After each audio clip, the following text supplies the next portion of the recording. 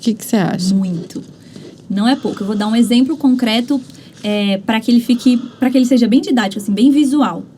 Vou dar um exemplo. Ele não só interfere em como o cliente tem percepção de valor daquilo que o artista faz, como ele efetivamente gera prejuízos financeiros. Vou dar um exemplo. A outra pessoa, tá? Uma mulher também. Ela dava aulas particulares, certo? Então, ela dava aulas particulares de um determinado instrumento ali. E aí, ela tinha assim, cada aluno, ele vai ter aula 2 vezes por semana. Então, você tinha um pacote de 2 aulas por semana, ele tinha um pacote de 3 aulas por semana.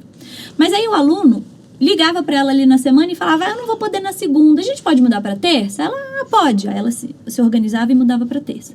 Aí um aluno viajava, eu não vou poder essa semana, pode trocar? Ela pode. Quando a gente foi olhar ali na agenda, o que acontecia? Isso é falta de processo, de organização, de planejamento. Quando a gente foi olhar na agenda, o que estava acontecendo? Os clientes pagavam um mês, então eles pagavam ali 8 aulas ali no mês. Só que tinha cliente que estava demorando 2, 3 meses para fazer as 8 aulas. O que significa isso? Que ela estava recebendo por 30 dias, mas na verdade ela estava trabalhando 60 ou 45. Por quê? Porque ela olhava para a agenda dela e falava, não, eu só consigo atender 8. Só que esses 8 que ela estava atendendo, que ela achava que era a capacidade máxima dela, eles se dilatavam nos meses. Então, ela tinha um monte de horário não remunerado por falta de processo. Era planejamento. Então, a primeira coisa que a gente olhou olha, o tanto de dinheiro que você está perdendo por conta disso. E aí, foi uma coisa simples. Foi a gente implementar o seguinte. Os horários são fixos. Então, se a gente pensa na nossa prestação de serviço pensa numa academia, pensa na companhia de luz. A companhia de luz não te dá a possibilidade de pagar qualquer dia.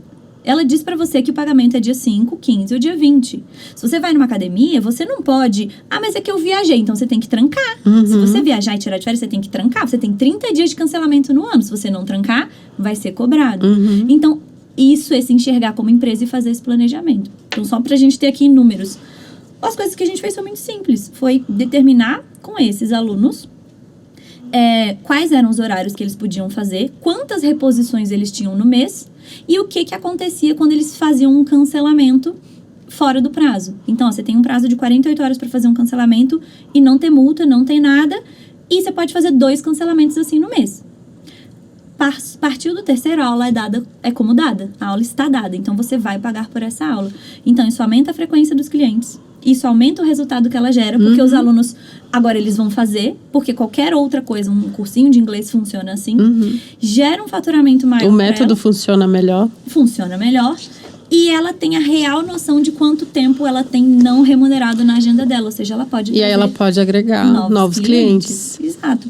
Então, não tem absolutamente nada que... E aí eu falei pra você como que isso mexe na parte financeira do negócio. Só que isso tem um efeito colateral muito relevante, que é como que os clientes enxergam o valor desse trabalho.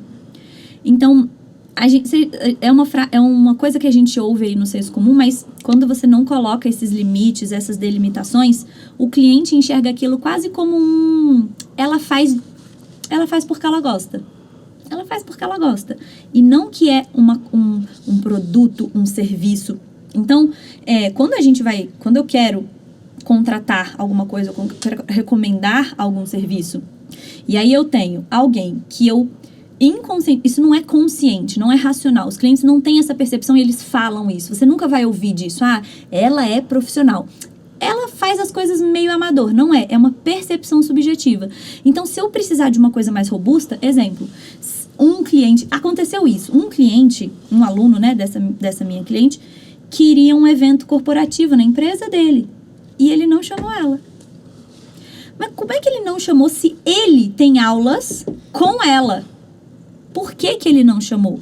Obviamente que a gente não conseguiu chegar no porquê, porque a gente não pode cutucar ali, né? Mas ele de uma forma, ele enxergou que... Dá pra inferir, né? Exato. Para um evento corporativo, que tem emitir nota, que tem que ter horário, que não sei o quê, ela não se mostrou profissional. Não se mostrou profissional. Então, o profissional não é... E aí, isso se confunde muito quando a gente tá falando de profissionais da arte.